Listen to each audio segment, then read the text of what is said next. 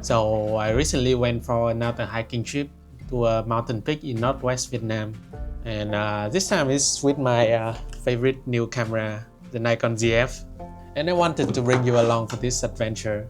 As you can see here, I got the Nikon 24-120S lens for this kind of situations, and I wanted to talk a bit about primes and zooms, and why I love primes but still have a zoom that I use from time to time.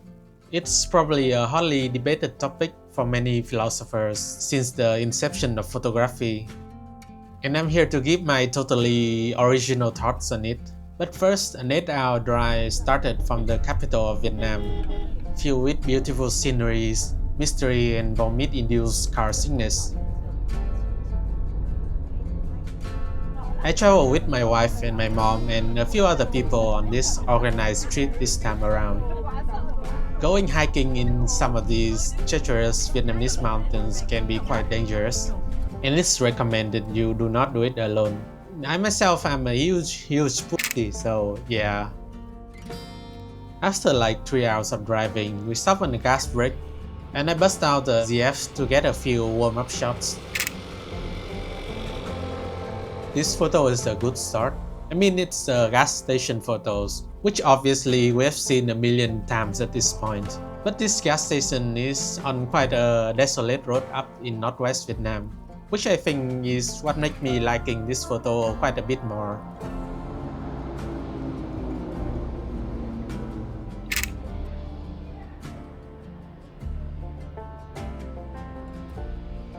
I shot this photo on the Voigtlander 40mm f1.2 that I still have on my camera at the time, which was the last time it had its moments in this trip.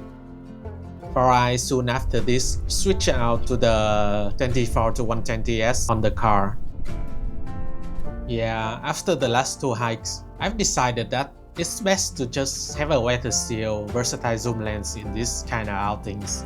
As much as I love my primes, I really don't want to faff around with changing lenses in potentially inclement weather. It would also cut the weight that I have to carry on my bike, although I wasn't decisive enough to leave the Voigtlander at home, so it was there with me anyways. After like another 5 hours of playing video games and wishing I was dead, we finally arrived at the doorstep of this beautiful little village, covered in heavy fog. I've actually been to this town once before in another hiking trip on this video. It was the first time I tried hiking and it completely destroyed me, and so I was on the path of revenge here, albeit to another different mountain peak called Tachinho. Anyways, I don't get to shoot these dreary and foggy conditions a lot, and so I was quite excited. I mean, if I have to choose, I'll still prefer like a nice sunny day with cool breezes. If anything, it's a better condition for my mood overall. But these foggy conditions make for some damn nice photos as well. These ladies coming here to shoot some portraits are probably not happy about it. But for me, it's pretty much a cheat code to some would-be bangers.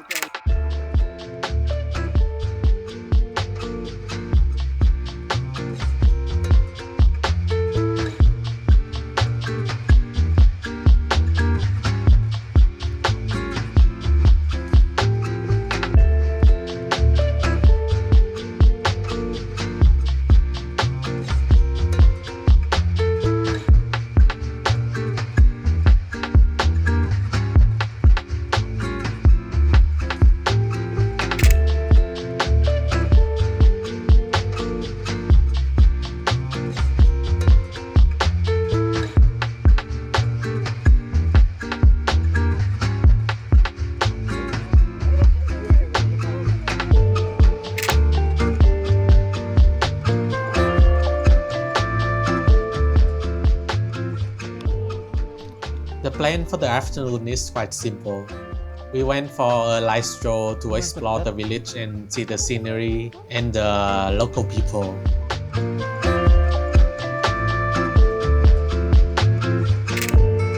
The next day is going to be brutal physically, with like 6 to 8 hours spent mostly hiking up and down the mountains. So there was really no rush today.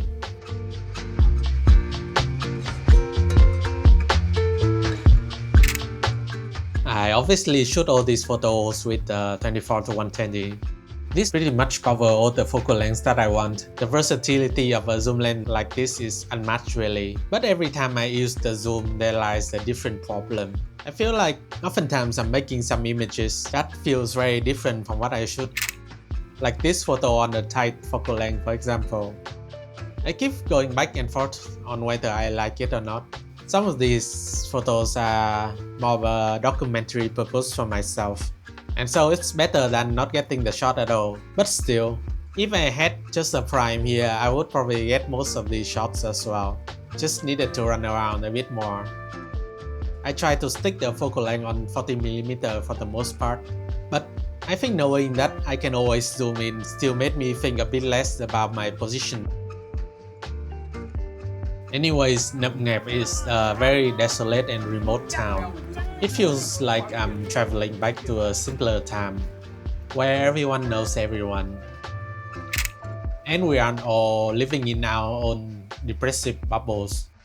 Despite what most of us would consider poor living conditions, where not even clean water and electricity is always a given.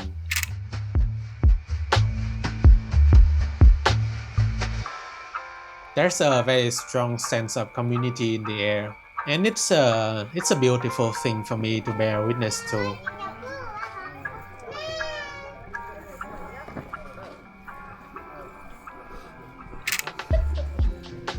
And hence, even though some of these photos are nothing special technical wise, I still have a very strong connection to them.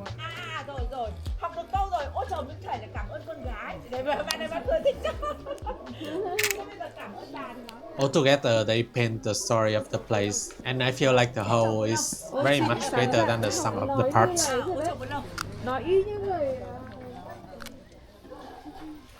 These photos really give me the urges to make a zine about this place. Maybe one day when I can get off my lazy ass. This snap I took of my wife standing around waiting is absolute hit. Or whatever the kids says these days. The only thing that would make it better is if there was some directional lights over here somehow, then it would be perfect.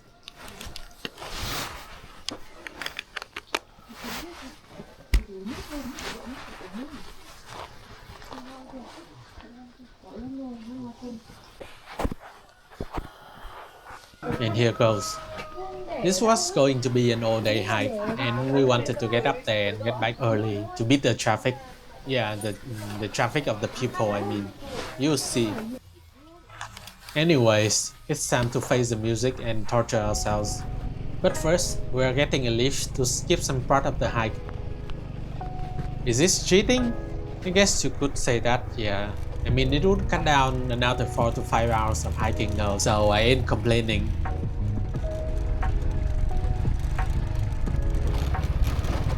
I actually do have some complaint.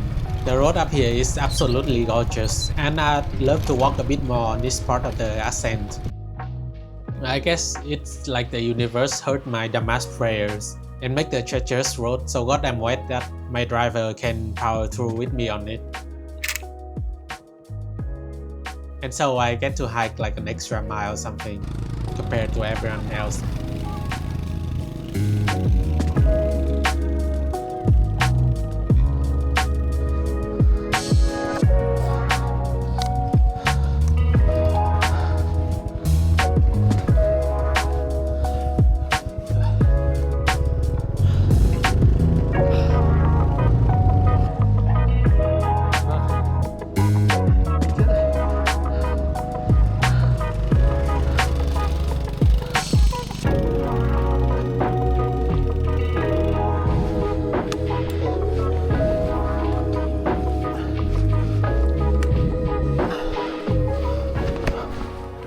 It also doesn't look like I'm going to see the sun this time around. We weren't going for sunrise or sunset though, so maybe it's for the best.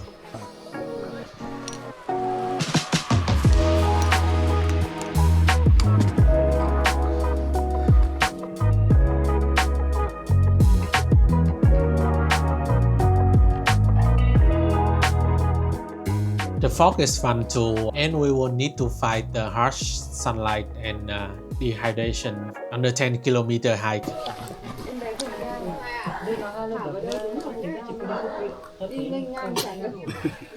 The 24 to 120 actually seems to have a bit of risk in Nikon shooters from what I have heard, and I can definitely see why. The photos come out very sharp and well corrected. For landscapes, that's all I can ask for. The peace of mind you get from having a wider seal lens is appreciated too. Having all the focal lengths I needed is very nice. I really love my primes and the way many of them renders. But sometimes getting the shot is all that matters, and lens characters and renderings can probably take a day off. These foggy conditions actually kinda negate the needs of having a long lens. You can't even see like 2 meters in front of you, so I rarely shoot anything above 50.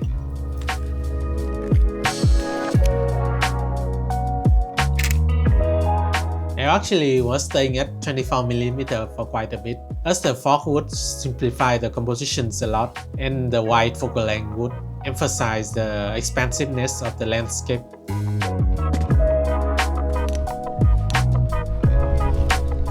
Oh, and these conditions are very much better to be shot in monochrome, and I'm very happy that the Nikon Zf has the physical switch. I toggle between monochrome and color quite frequently.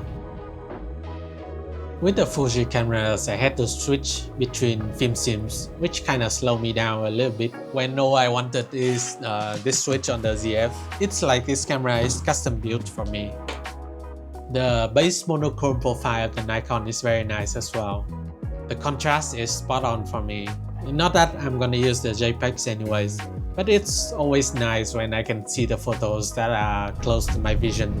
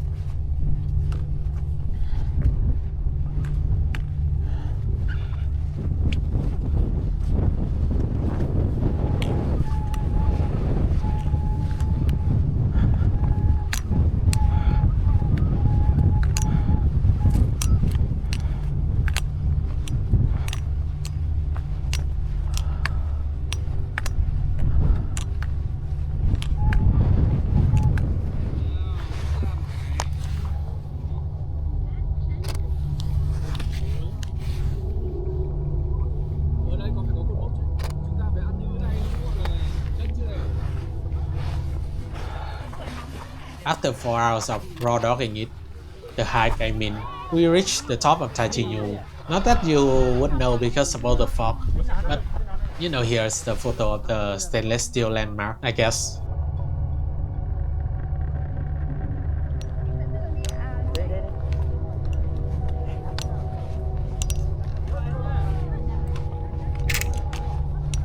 This photo makes it look like we were traversing through another planet in a cosmic horror movie. And this tree thing is an alien teleportation doorway for sure. I was having a blast here.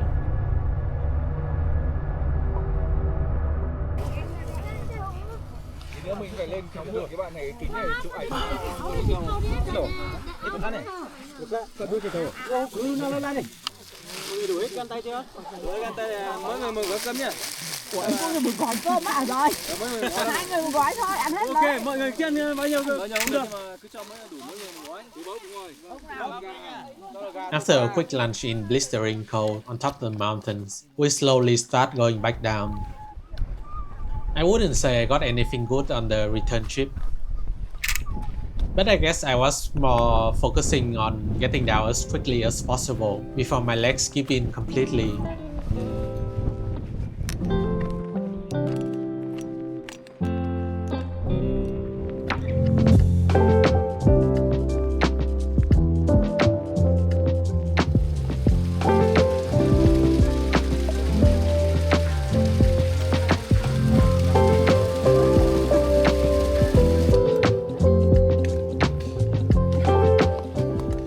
And yeah, here comes the army of people starting their own ascent. Bây giờ mình nhìn thấy xuống cái đoạn đường mình vừa đi qua. Chỉ cái đường này nữa.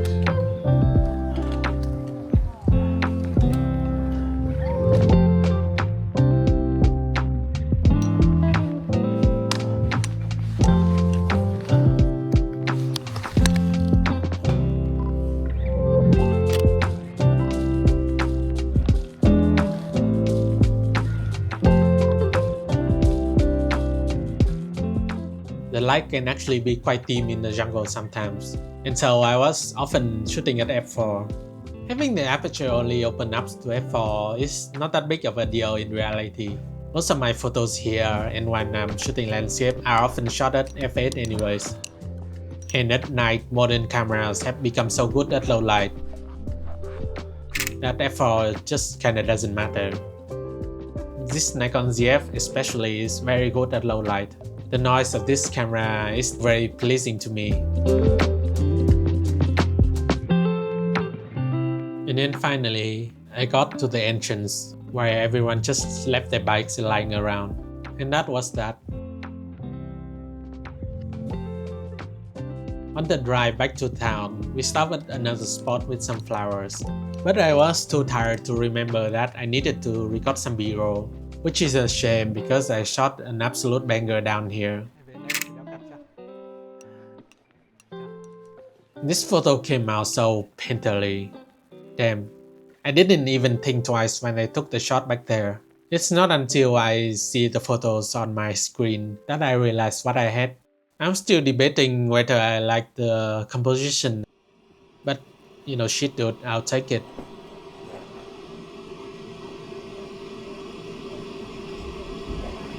Not much else was happening that evening.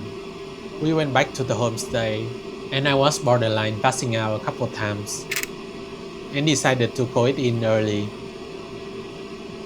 But not before I decided to squat down in the bathroom and shoot a photo of the toilet, so I can invoke him.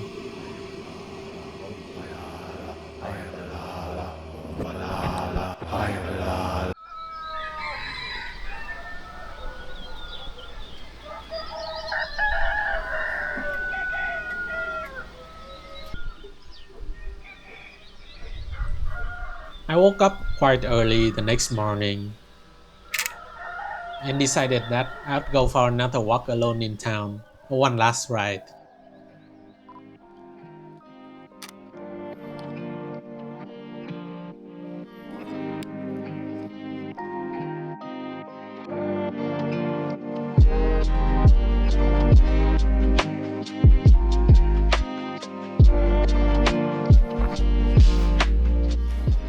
This town is just so lovely. Even the animals feel very friendly towards us.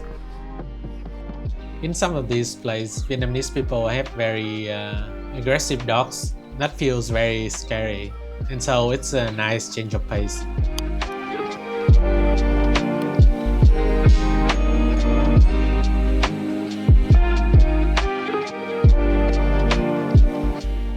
On this walk, I feel like I'm actually utilizing the telephoto end of the lens quite a bit more.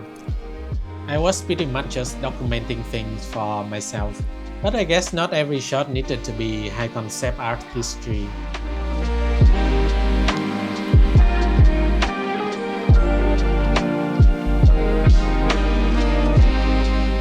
Plus, again too, I think all these photos kinda tell a story when you put them together.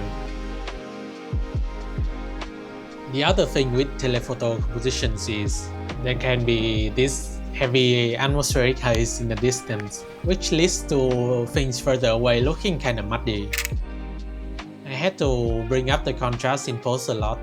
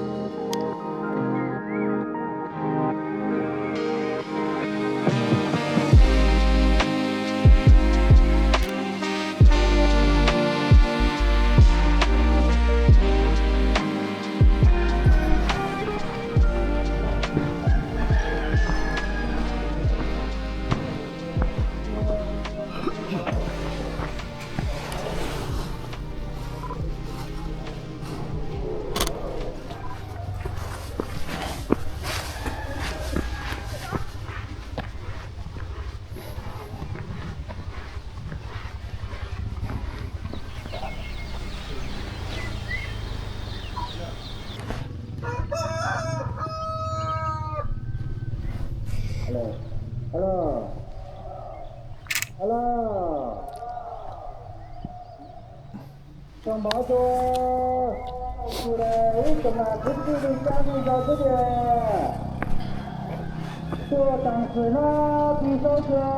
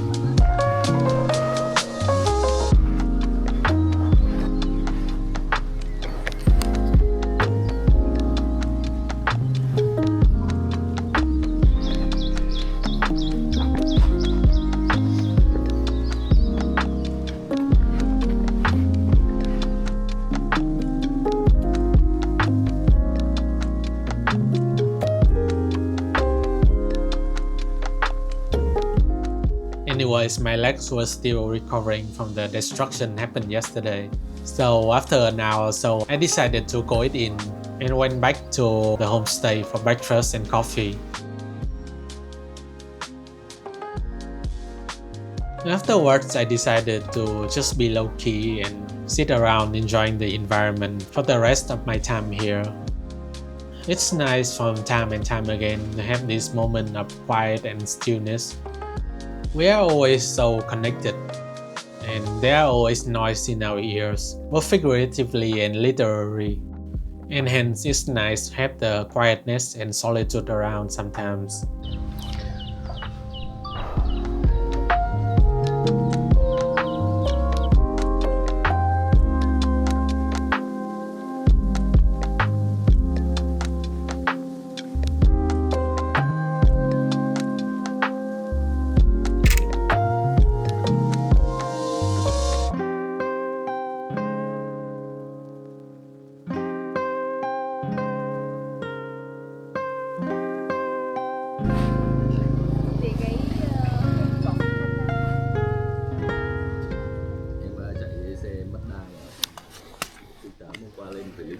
Mà lên đến gần đoạn kia nó lại khựng lại, nó lại lì máy xong bắt đầu nó lại mới lại bốc lên, mà lấy đà rõ xa chạy. Nhưng mà nó có một cái nút là đo mà. Rồi con tua nó vẫn có tải gắt quá. And then that was that for Nậm Ngẹp. We got on our ride and started driving back home. We drove to some heavy fog on our way back. I set the camera to shutter priority and set the shutter speed to 1/4000, and then aim outside the window and try to capture some foggy black and white shots. This shot was okay, and this shot is better. But this is the shot that I love most. It's so abstract and minimalist. We also stopped at this spot that has this cotton tree and red flowers, so the ladies could get some photos. I wasn't very interested in that, so I just kind of walk around a bit.